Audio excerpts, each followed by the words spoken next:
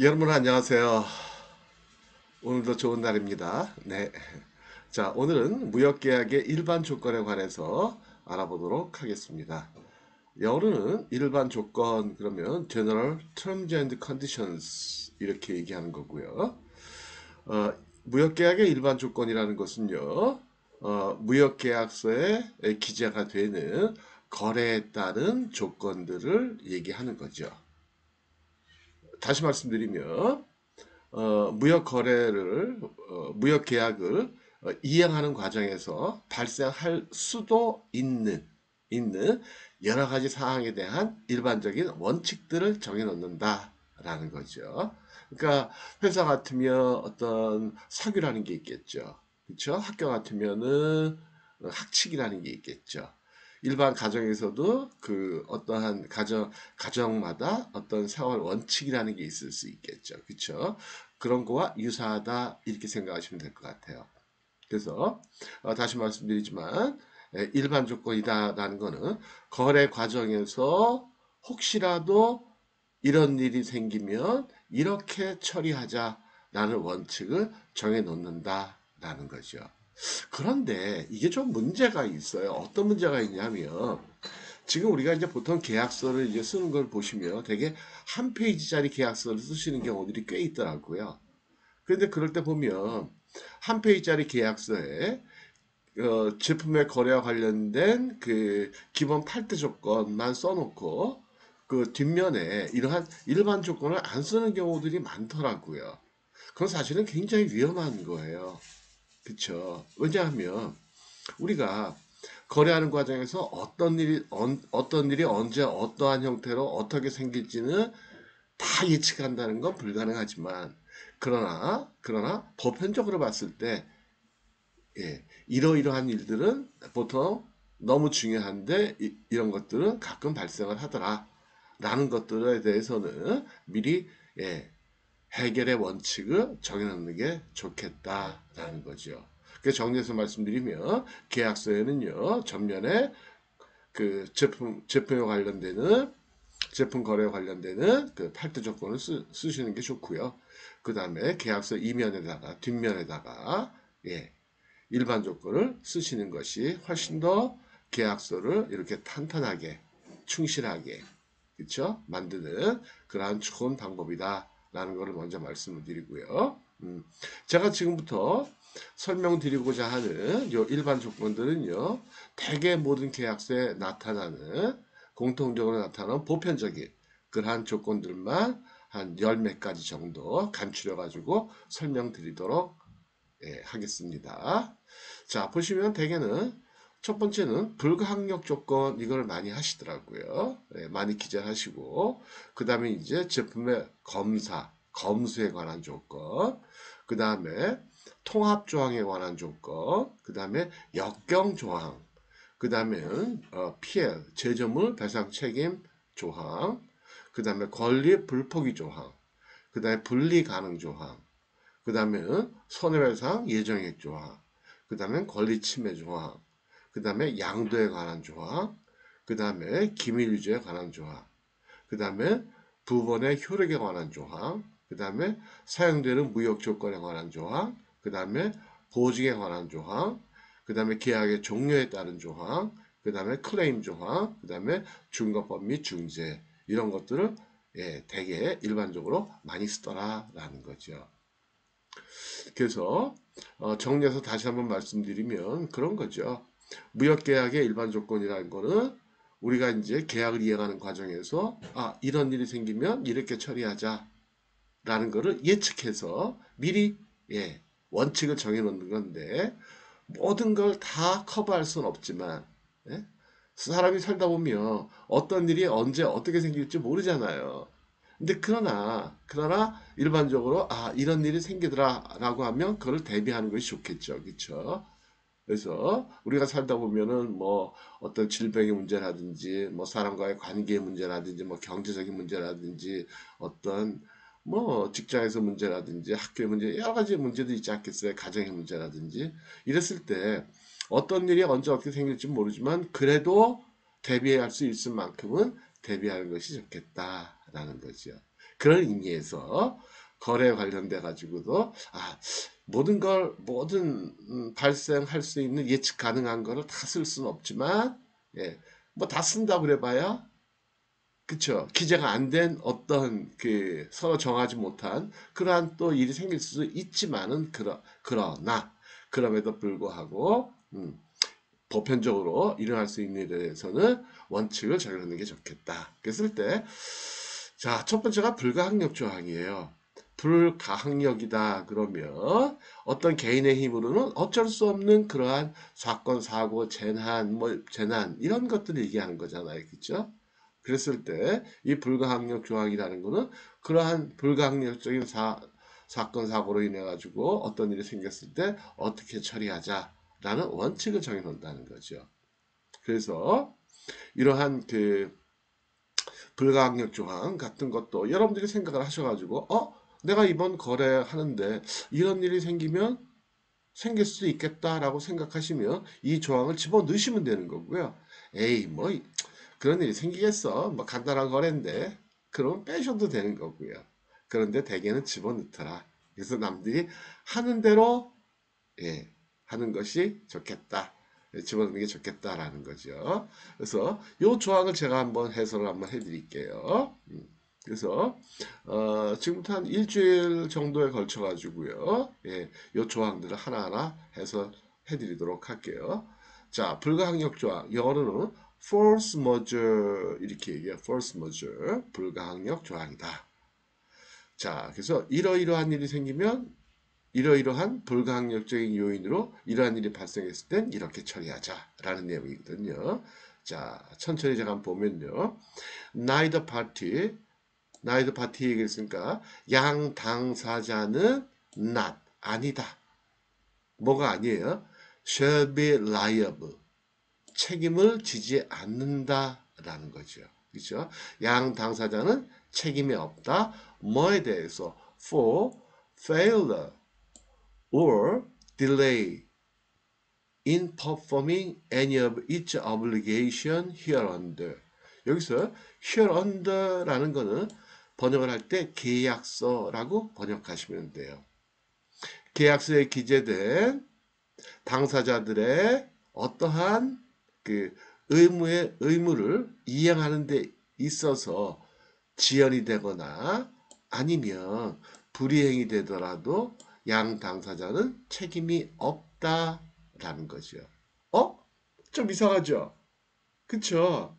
자기 의무를 이행하지 않았거나 의무를 늦게 이행하면 당연히 책임을 져야 되는데 왜 책임이 없다고 얘기했을까요? 그게 바로 이유가 뭐냐면 뒤에 나오는데, 그러한 계약의 불이행이나 아니면 지연해서 늦게 이행하는 것이 불가항력으로 인했을 때는 그렇다. 그렇게 책임이 없는 것으로 하자. 그런 얘기를 하는 거죠. 그래서 if such failure or delay is occasioned by 이러이러한 이유 때문일 때, 그래서 계약의 불이행이나 아니면 지연 이행이 이러이러한 이유일 때 by compliance with 뭐뭐과 관련해서 with any governmental regulation 이제부터 하나하나 불가항력의 사유가 나오는 거예요. 이러이러한 불가항력일 때. 그래서 governmental regulation 정부의 법률에 의해서 혹은 정부의 request 요구에 의해서 아니면 정부의 명령에 의해서 혹은 by circumstances beyond the reasonable control of the party 양 당사자의 합리적인 통제를 beyond 벗어나는 그러한 상황에 의해서 계약이 불이행이 되거나 지연 이행됐을 때 그때는 양 당사자 모두 누구에 해당되든지 간에 책임이 없는 것으로 하자라는 거죠. 그래서 so failing or delay including without limitation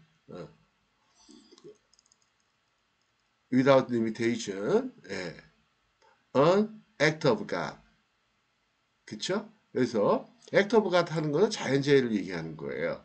자연재해나 화재나 아니면 flood, 홍수나 아니면 사건, 사고나 아니면 labor strike.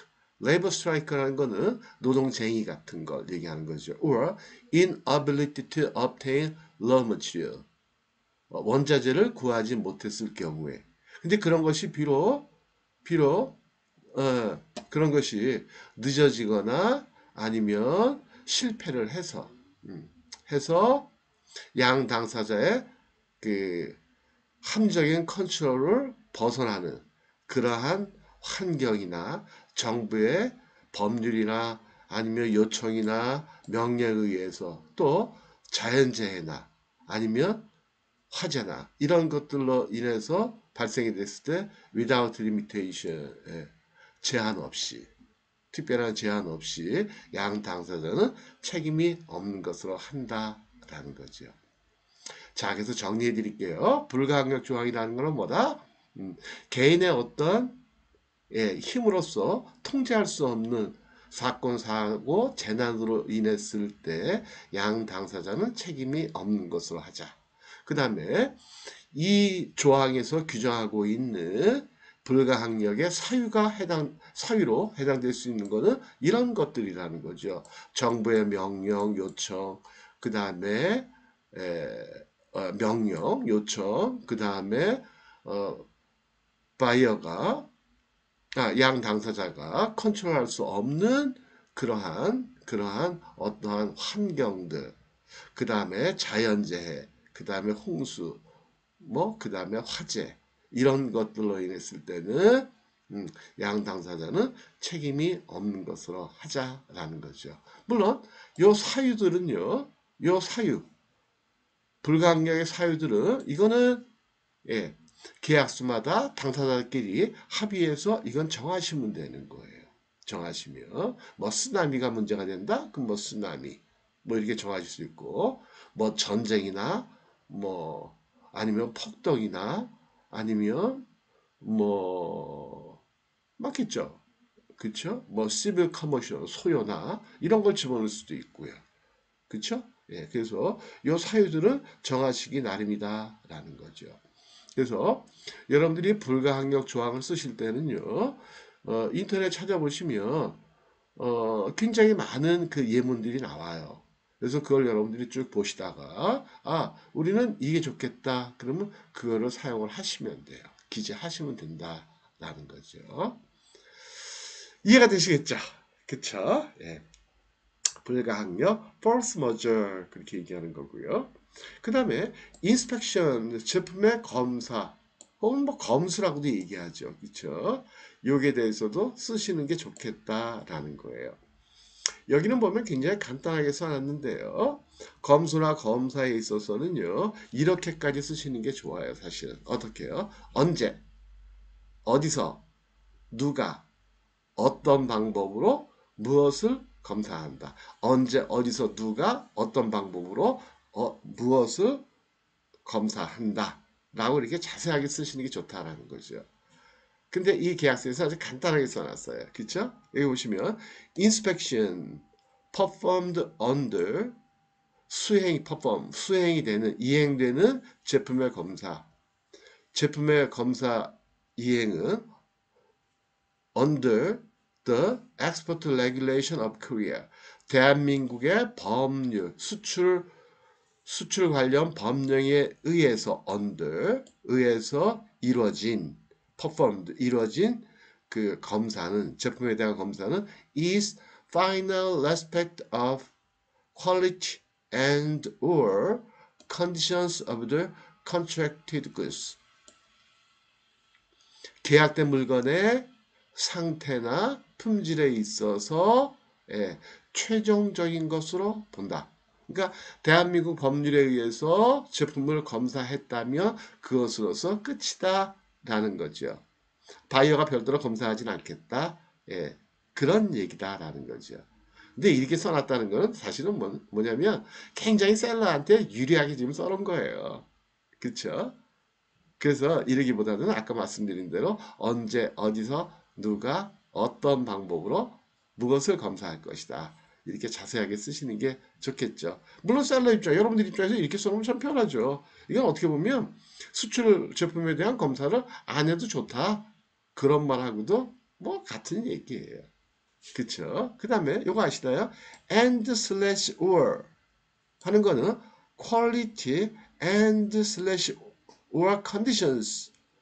이거는 뭐냐면 and slash or는 이거는 뭐냐면 quality 혹은 condition 혹은 quality and condition 이 세 가지 경우를 다 포함한다는 거예요. 그러니까 계약된 상품의 품질이나 계약된 상품의 상태나 계약된 상품의 품질이나 아니면 상태에 있어서 최종적인 것으로 본다라는 거죠. 계약서에 이런 표현들 참 많이 써요. and slash or. 그래서 A and slash or B라고 쓰면은요. A도 해당이 되고 A 단독으로도 B 단독도 해당이 되고 A and B도 해당이 되고 그런 뜻이에요. 이해가 되시죠? 그 다음에 unless otherwise stated on the face hereof. 이건 무슨 말이에요? 특별히 언급하지 않으면. 여기서 face 하는 건 뭘까요? 이거는 계약서의 전면을 얘기하는 거예요. 계약서 전면. 그 반대는 뒷면은 뭐라고 할까요? 뒤니까 가장 쉬운 단어 back이라고 쓰시면 돼요. 아니면 reverse side 이렇게 쓰셔도 되고요. 뒷면은 이건 전면을 이해하는 거. hereof 하는 거는 이것도 계약서를 번역하시면 돼요. 계약서의 전면에서 unless otherwise stated 하는 거는 이것도 참 많이 나오는 문구인데요. 이거는 특별히 언급하지 않으면 특별한 언급이 없으면 그런 뜻이에요. 그래서 계약서의 전면에서 특별히 언급하지 아니면 대한민국 법령에 의해서 이뤄진 수출 검사를 제품의 계약 상품의 상태나 아니면 품질에 있어서 최종적인 것으로 본다. 결국은 셀러가 결정하면 된다. 그런 뜻이다. 라는 거죠. 자, 그래서 오늘 불가항력 검사에 대해서 한번 조항을 알아봤고요. 그래서 여러분들이 이 조항이 필요하다 그러면 집어넣으시면 되고 아니다 그러면 빼셔도 되고요. 근데 제가 봤을 때는 이러한 내용이 없는 계약서는 별로 없더라라는 거예요. 그래서 검사 관련돼 가지고는 이렇게 간단하게 쓸 수도 있지만 언제 누가 어디서 무엇을 어떤 방법으로 검사하겠다 이렇게까지 자세하게 쓰시는 게 굉장히 중요하다라는 거죠. 자, 그럼 오늘은 여기까지 하고 마치기로 하고요. 내일은 또 다른 조항들을 가지고 보도록 할게요. 그래서 내일은 이런 조항들, 뭐 통합 조항이라든지 역경 조항 이런 것들을 보시도록 하겠습니다. 자, 오늘도 즐겁고 행복한 하루 되시기 바라고요. 건평 행성 하시기 바랄게요. 잊어버리시나요? 건평 행성. 사자성어는 아니라고 그랬죠?